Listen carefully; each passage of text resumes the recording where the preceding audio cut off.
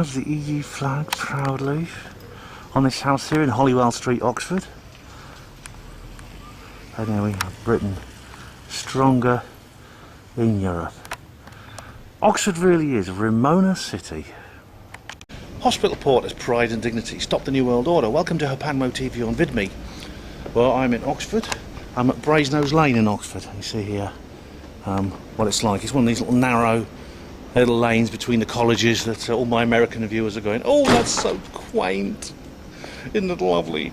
Well, not all of Oxford is like this. But anyway, I'm not here today to see the sights. I'm here to do something a little bit naughty. Now, I'm in a bit of a mischievous mood at the moment, and as my VidMe channel is different from my YouTube channel in a sense that I tend to use my VidMe channel for the kind of productions I make that are a bit more problematic. Do you know what I mean? And this is going to be no exception. Now, what I want to do is I want to get hold of a copy of Milo's book. That's Milo Yiannopoulos' new book, Dangerous. It's just recently come out on sale. Now, Milo is somebody I listen to what he has to say. I respect the guy. I think he makes a lot of good points. I don't agree with his every word. I think his lifestyle is a little bit counterproductive at times. But I don't know. I'll put a link in the description box actually to an article I wrote about Milo. However, I'm very keen to read his book. I think it's interesting that it was going to be published by Simon & Schuster and they pulled out because they're cucks, to use that phrase. They decided it was inappropriate and offensive, so they didn't publish it. Oh, George Orwell was right. Big Brother's alive and well. But of course, it's very easy to get hold of a copy. You just order it online. I think it was number 2 in the Amazon bestseller charts for recently. But I want to go and see if it's on sale in the big bookshops of Oxford. Now, I'm going to go out to Broad Street, which is famous because it's got, I think it's got the highest concentration of bookshops anywhere in the world. So I'm going to nip into a couple of them and see if Dangerous is on sale. And I'm hoping it's not. Well, first, I'm not going to buy one today anyway, because I quite like to go up to the counter and ask if I can order it, because well, I might trigger a few people, and that'll be quite funny. Now, I've got my little pen camera here, my trusty pen camera for a bit of secret filming inside the shop. I will be respecting people's privacy. I won't be training the camera on anybody's faces.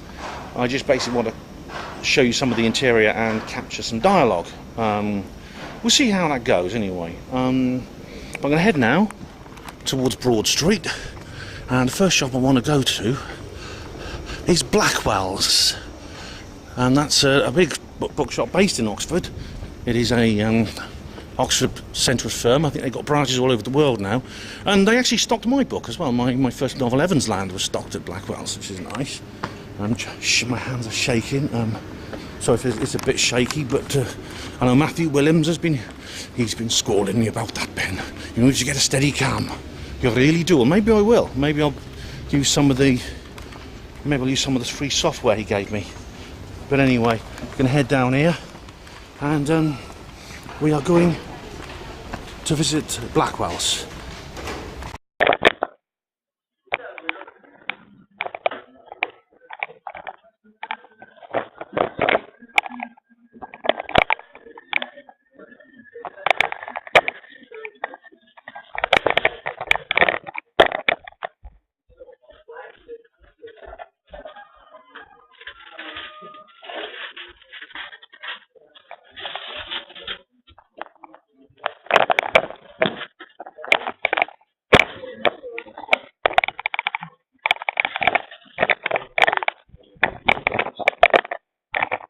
Hello. I'm looking for the capsule and here's type Dangerous. Author's name is Milo Yiannopoulos. That's surname. We don't have that one in stock, I'm afraid. Oh, no worries. Okay. Thanks.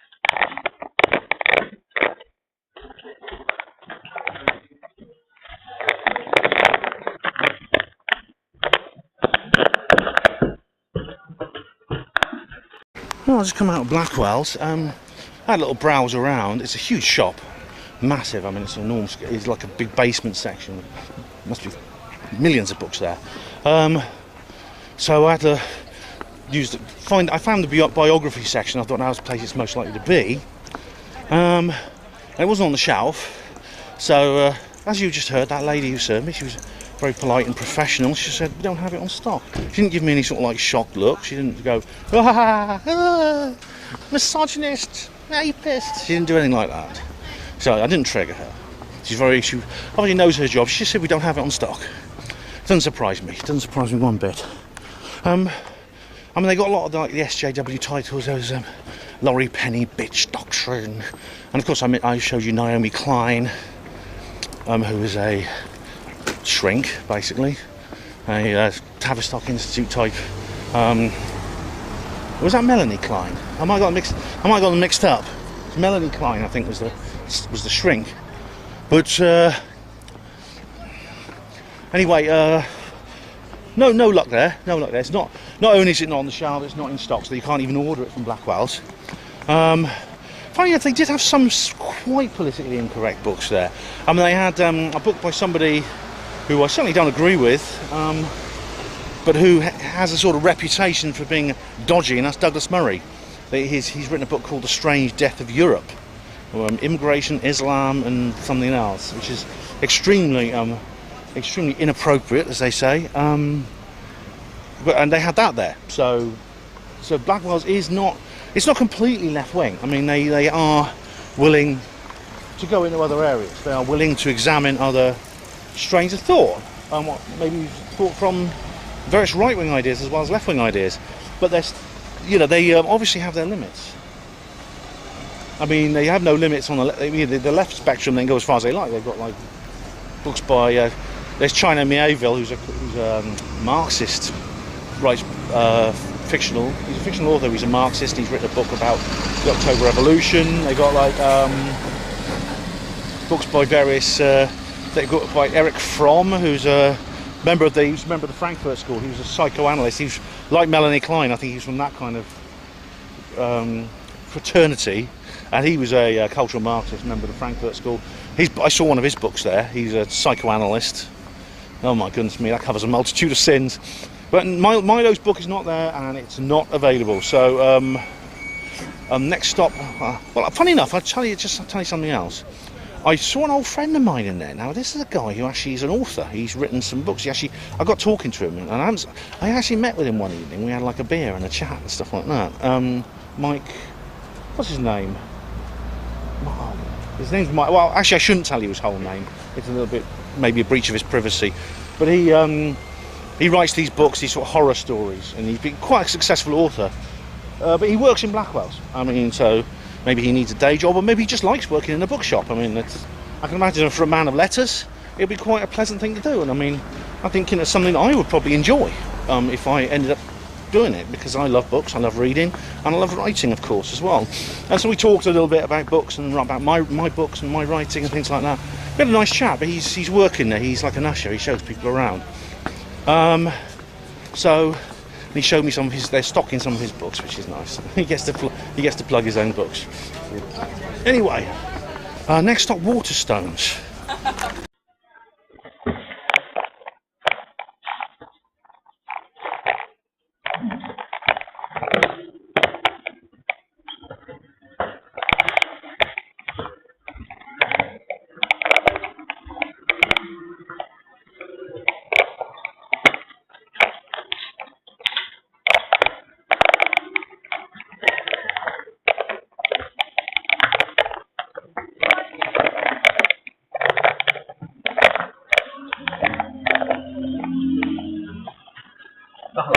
I'm looking for a book in my biography section. Title Dangerous. And do you know it's by? Milo Yiannopoulos. That's Y-I-A-N-N.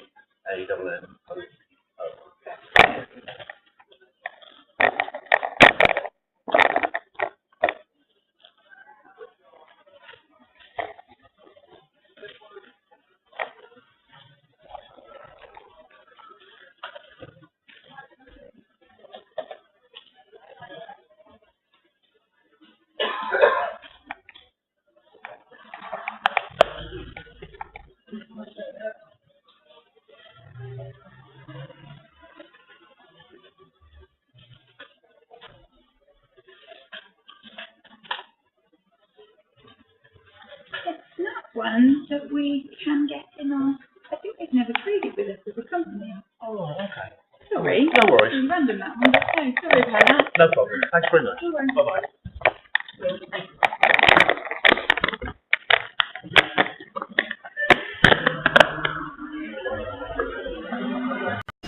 Right, well, I'm out of Waterstones now. Well, those are the two biggest bookshops.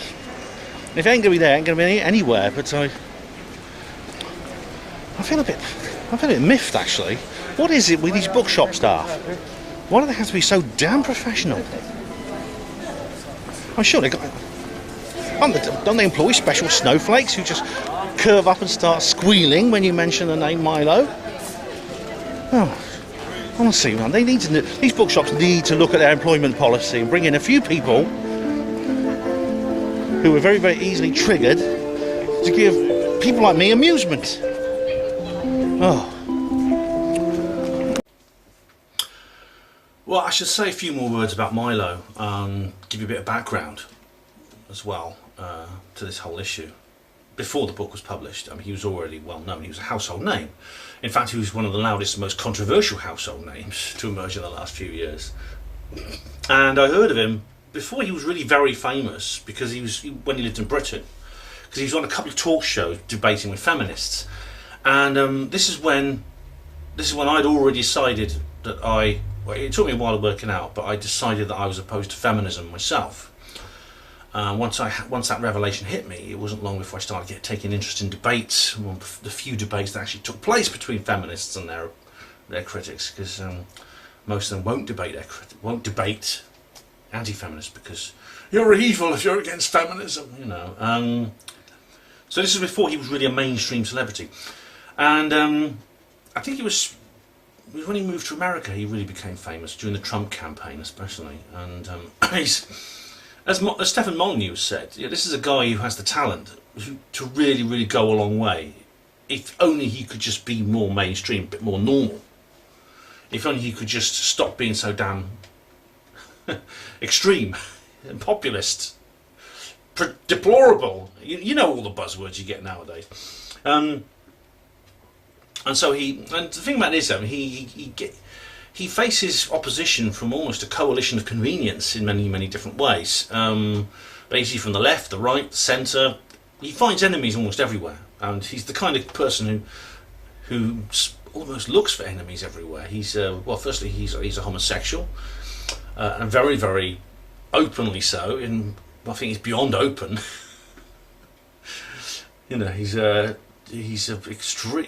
very flamboyantly over the top. He's a bit like, he reminds me a little bit of David in Little Britain. I'm the only gay in the village, you know. And he's Jewish, and he favours interracial sex. He says, I like black men.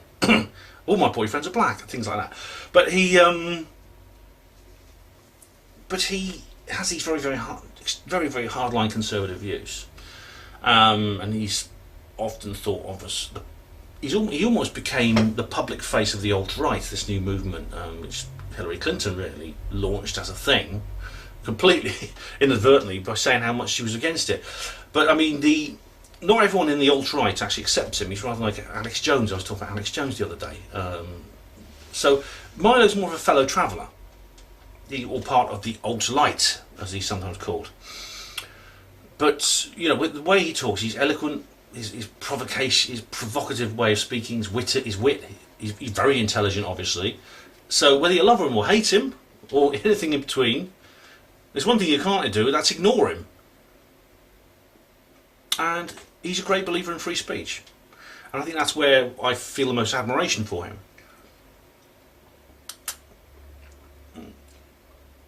I mean, remember when he was banned from Twitter? I mean, his banning from Twitter was absurd, and it was grotesque. Twitter is really completely and utterly, what's the word, cucked, I think is the word used nowadays.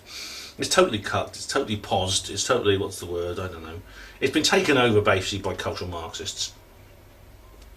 What happened was, this happened last year.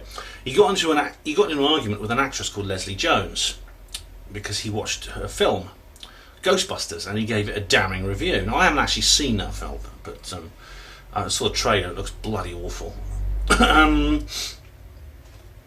Now, what happened was, when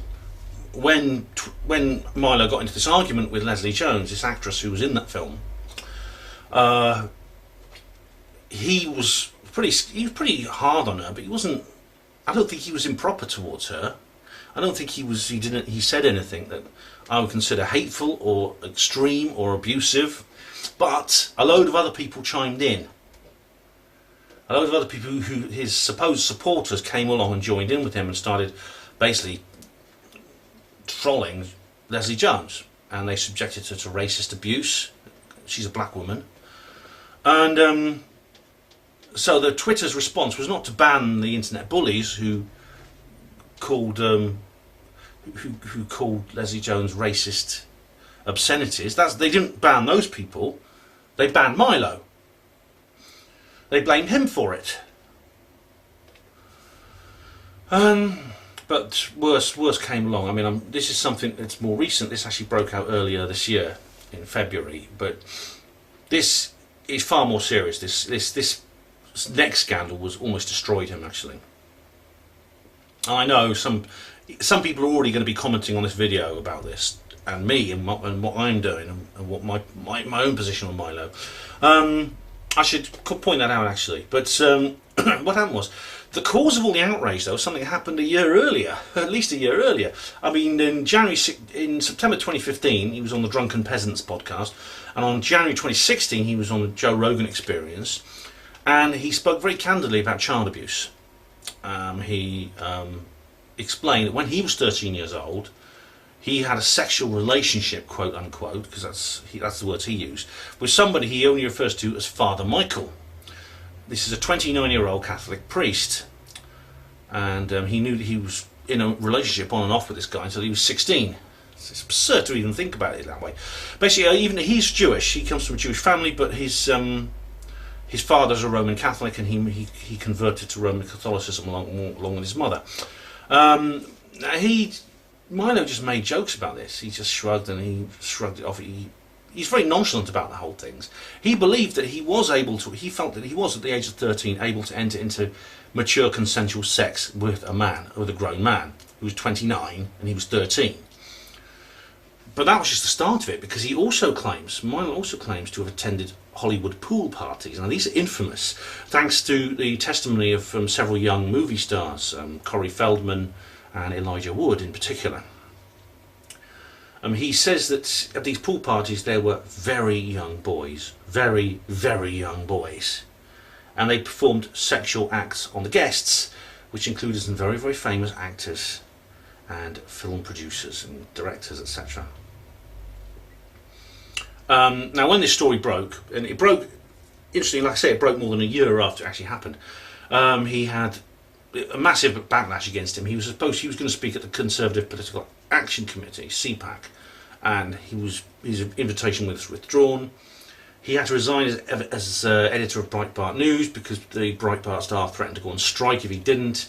And of course, as I've already stated, Simon & Schuster cancelled his book. They were going to publish his autobiography they were going to publish it about now, actually, which is when it actually has been published. And this deal was worth over $250,000 to Milo, but now it's lost. Now, this is why I hope that Milo's books sell very well. I mean, I will be ordering a copy. I'm not going to get it from the bookshops by now, but I will be ordering a copy. Now, the timing is just so deliberate. It's so obviously deliberate. When Milo uttered these words, as I say, September 2015, January 2016, they passed over the radar without a blip. I remember I actually listened to these shows at the time. I don't remember. At least I listened to the Joe Rogan one. I don't remember those segments in question, but having listened back, I saw they were there. So this is a premeditated, coordinated attack by this cross-party coalition of convenience that is anti-Milo, basically. As I said, it's a whole load of people. It's several conservative, arch-conservatives. It's several feminists. It's leftists. It's some people in the alt-right. There's a whole load. There's almost everyone has sort of come together, united by a common foe. And the response was very mixed from various people within the the conspirasphere, or whatever in my case, the conspirasphere in lots of people who watch this chat, the VidMe, the alt-right. Some denounced him as Milo as a paedophile apologist. Others, including me, appealed for Khan.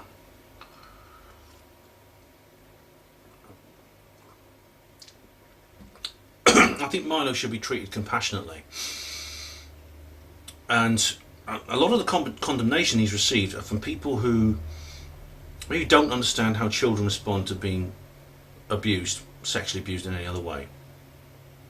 And I know this because I was emotionally abused as a child, which actually, contrary to popular belief, can be as damaging as sexual abuse. I was emotionally and in several cases physically abused when I was a child. That's a long story. I've done a video on YouTube talking all about that. The fact is, Milo told us he was a victim of sexual abuse as a young boy, as a 13-year-old boy. And that fact has been forgotten. It was forgotten in the entire emotional furore over Milo. And ordeals like that, they affect different people in different ways. And sometimes it's not uncommon for children to go into denial, to fall into denial about what happened to them, and even blame themselves. And get into the mindset that it's their fault. Very often the attacker, whatever form of child abuse we're talking about, will manipulate the child's feelings to make them think it's their fault. And this is what my abusers, there was two abusers, what they did to me. It's a psychological defensive tactic, actually, also to trivialise it, to brush it off. I could enter into consensual sex with him. As Milo's now a grown man, he's in his early 30s to mid 30s, he's looking back at it. It's this a kind of Stockholm syndrome. There's even that, developing feelings of love towards your abuser.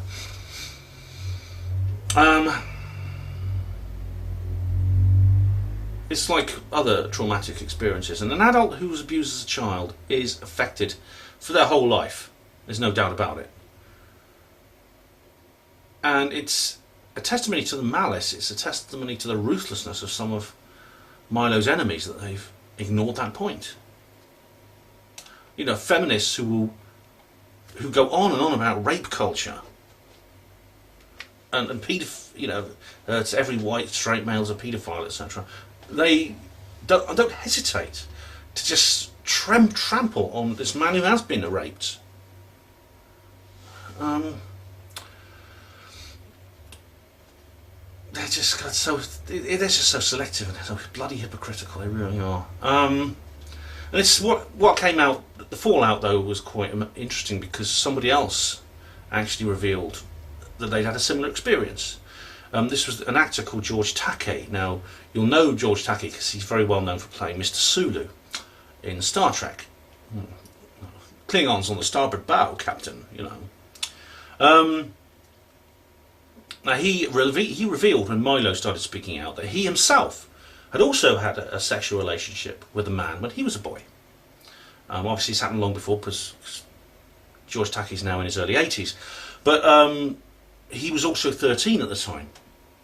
And his lover was aged 18 or 19. And they met at a summer camp, which is one of these things that Americans are always going to.